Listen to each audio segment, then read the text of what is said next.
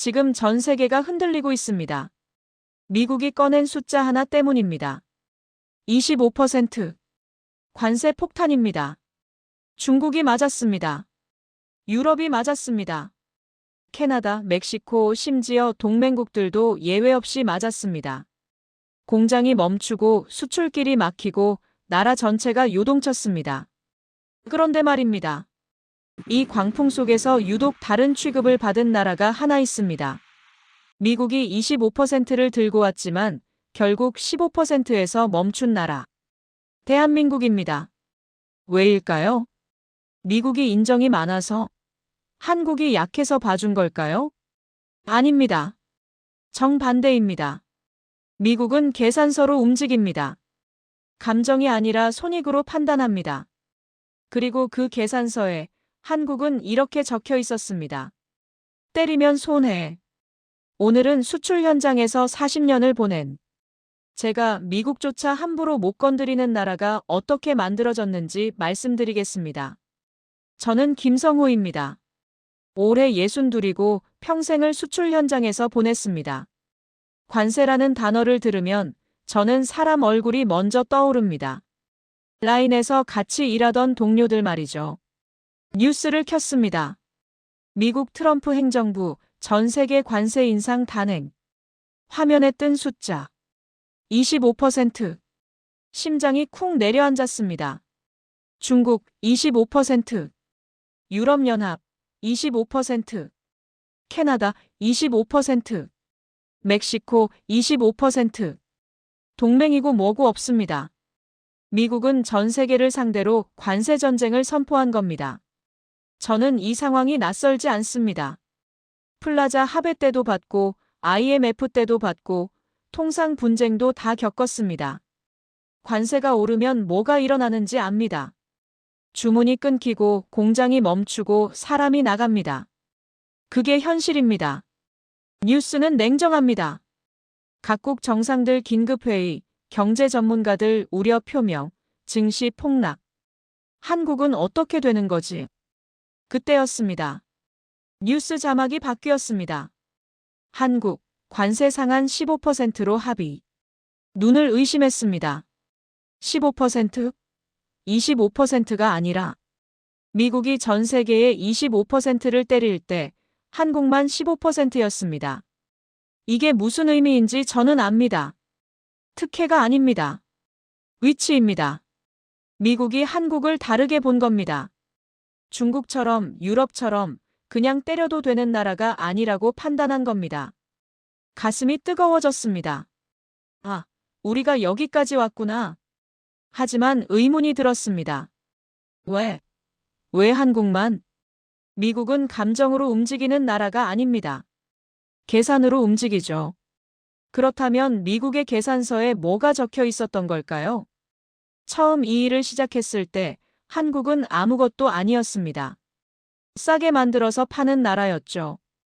품질, 기술, 그런 거 없었습니다. 그냥 값싸게, 빨리 많이 만드는 게 전부였습니다. 그때 미국이 관세를 올렸다면 우리는 그냥 맞았을 겁니다. 할 말도 없었을 겁니다. 대체할 나라가 널렸으니까요. 그런데 지금은 미국이 25%를 들고 왔지만 15%에서 멈췄습니다. 이 차이가 뭘까요? 지금 미국이 하는 건 무역이 아닙니다. 힘자랑입니다. 관세는 본래 협상 도구였습니다.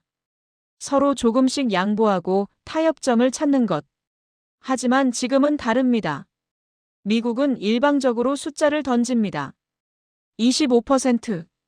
말 안 들으면 가격으로 때립니다. 협상? 없습니다. 그냥 압박입니다. 화면 속 각국 정상들의 표정을 봤습니다. 당황, 분노, 좌절. 유럽 정상들이 긴급 회의를 열었습니다. 하지만 저는 압니다. 대책이 있을 리 없다는 걸. 미국 시장을 포기할 수 없으니까요. 중국은 보복 관세를 검토한다고 발표했습니다. 맞받아치겠다는 겁니다. 하지만 서로 때리면 둘 다 다칩니다. 이게 지금 세계의 모습입니다. 힘 있는 나라가 힘없는 나라를 짓누르는 구조. 자유무역? 공정경쟁, 다자주의, 그런 단어들이 허공에 떠돌았습니다. 지금은 힘이 전부입니다. 그런데 다시 봤습니다. 한국 15% 상한선 적용. 모두가 25%를 맞는데 왜 한국만 15%일까? 미국이 착해서? 동맹이라서? 아닙니다. 미국은 동맹에게도 칼을 들이댔습니다. 캐나다도 25%, 멕시코도 25%. 북미 자유무역협정이고 뭐고 없었습니다. 그런데 한국만 다릅니다. 미국과 한국의 무역 구조를 봤습니다. 수출입 품목, 투자 규모, 산업 연관성, 그리고 패턴을 발견했습니다. 한국은 미국에게 단순히 수출만 하는 나라가 아니었습니다. 미국 안에 들어가 있었습니다. 반도체 공장, 자동차 공장, 배터리 공장. 한국 기업들이 미국 땅에 뿌리를 내렸습니다. 일자리를 만들고 기술을 이전하고 세금을 냈습니다. 미국이 한국의 관세를 때리면 한국만 아픈 게 아닙니다. 미국도 아픕니다. 한국 부품이 끊기면 미국 공장이 멈춥니다. 한국 투자가 빠지면 미국 일자리가 사라집니다. 이게 계산서였습니다. 미국은 한국을 때리면 손해라고 판단한 겁니다. 한국은 더 이상 약한 나라가 아닙니다. 때리면 같이 아픈 나라가 된 거죠. 협상 과정이 공개되기 시작했습니다. 미국은 처음에 25%를 요구했습니다. 예외 없이 모든 나라에게. 한국도 마찬가지였습니다. 하지만 한국은 답했습니다. 안 됩니다. 협상장 안 긴장된 공기. 미국 대표가 서류를 냅니다. 25%. 일괄 적용. 한국 대표가 고개를 젓습니다. 받아들일 수 없습니다. 미국은 되묻습니다. 왜? 한국은 답합니다. 우리는 다릅니다. 우리는 다르다. 이 한마디가 얼마나 큰 자신감인지 압니다.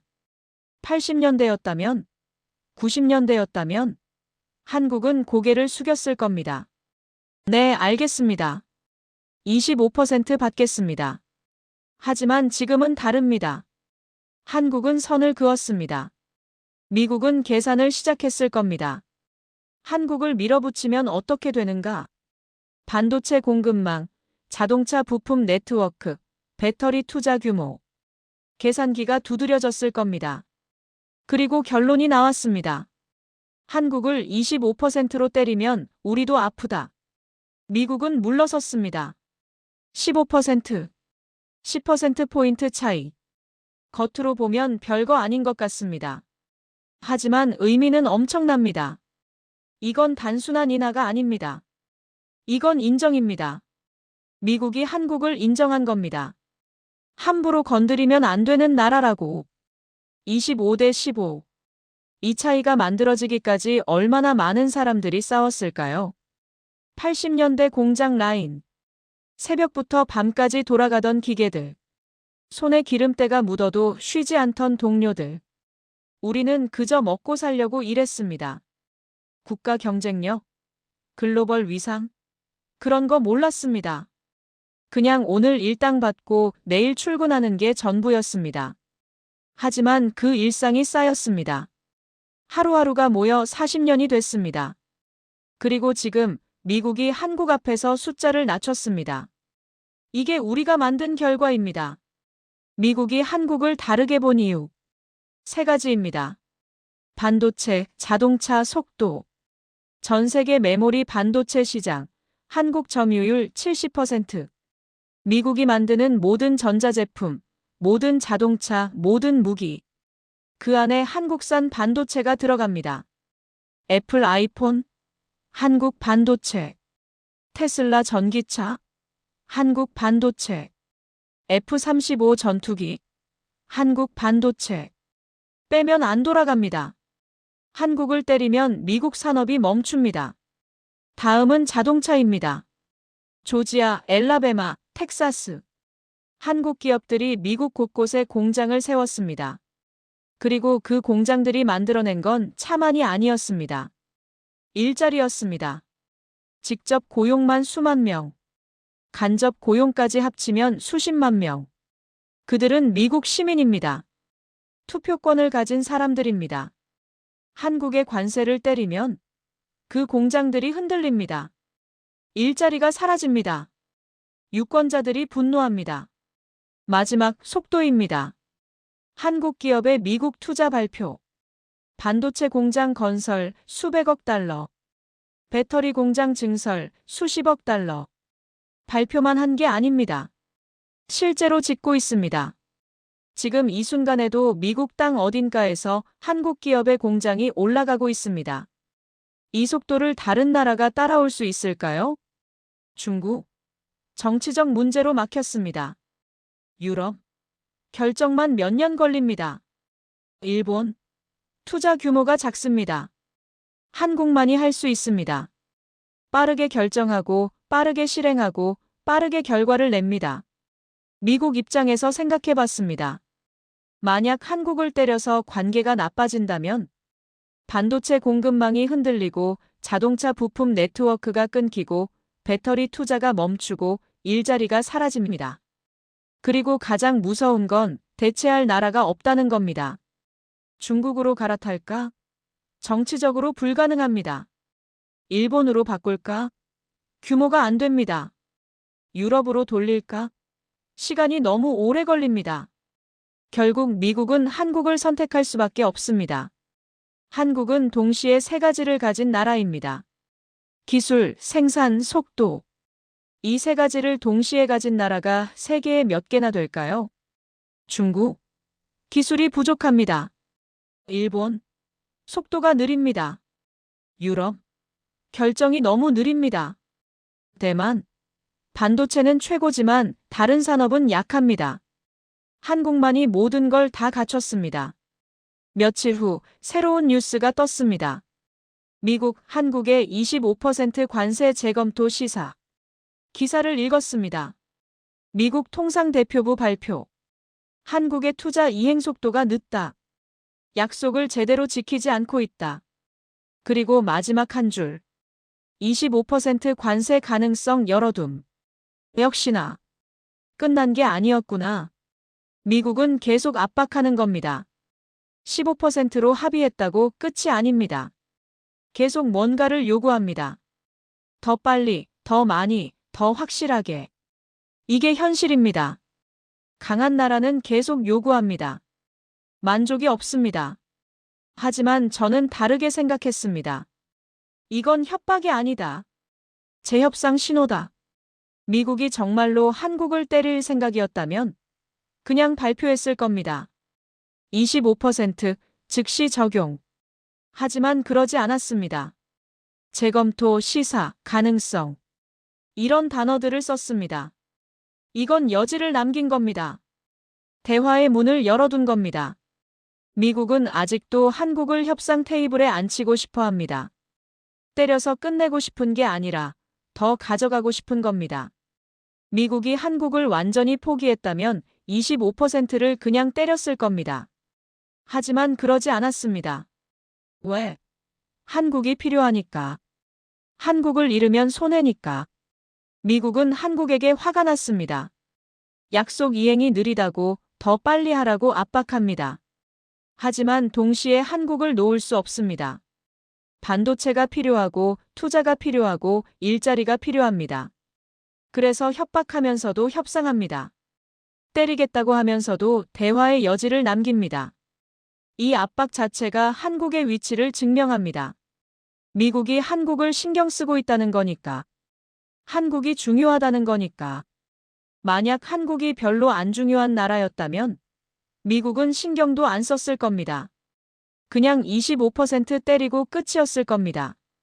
하지만 지금은 계속 압박합니다. 이행하라고, 빨리 하라고, 약속 지키라고.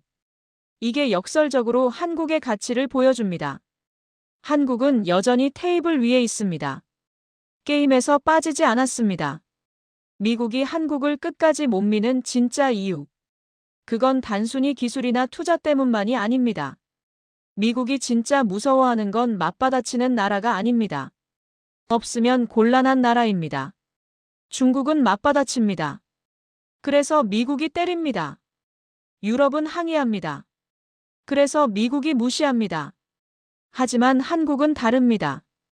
한국이 없으면 미국이 곤란합니다.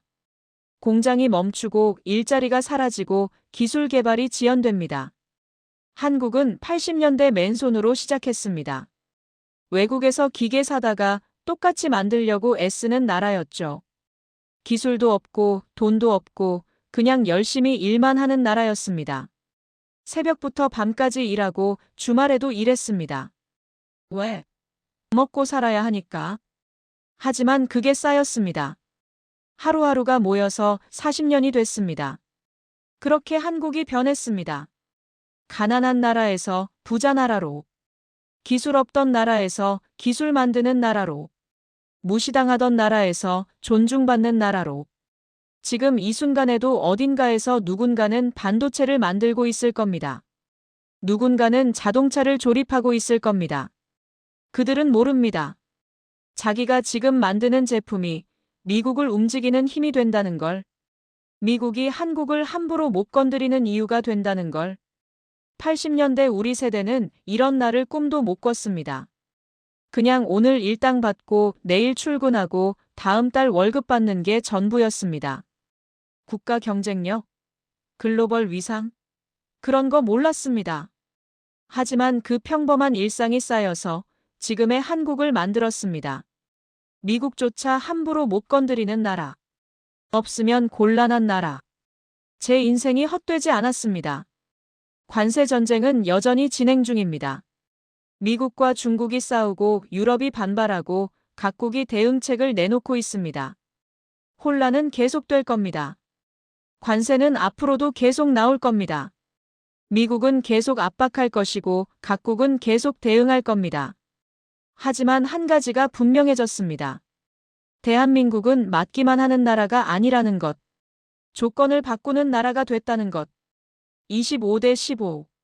이 차이가 모든 걸 말해줍니다. 미국이 25%를 들고 왔지만 한국 앞에서는 15%에 멈췄습니다. 왜? 한국이 약해서? 아닙니다. 한국이 강해서입니다. 한국이 필요해서입니다. 한국 없이는 미국도 돌아가지 않아서입니다. 강대국은 목소리가 큰 나라가 아닙니다. 없으면 곤란한 나라입니다. 대체할 수 없는 나라입니다. 그게 진짜 강국입니다. 그리고 지금 한국이 그 자리에 있습니다. 반도체 없으면 미국 공장이 멈춥니다. 배터리 없으면 전기차가 못 달립니다. 투자 없으면 일자리가 사라집니다. 한국이 그 모든 걸 쥐고 있습니다. 이게 한국의 힘입니다. 서울 거리를 봅니다. 평범한 일상이 흐릅니다. 하지만 그 평범한 일상 속에 대단한 힘이 숨어 있습니다. 저 빌딩 안 어딘가에서 누군가는 반도체를 설계하고 있을 겁니다. 저 공장 안 어딘가에서 누군가는 새로운 기술을 개발하고 있을 겁니다. 앞으로도 싸움은 계속될 겁니다. 미국은 계속 압박할 것이고 한국은 계속 협상할 겁니다.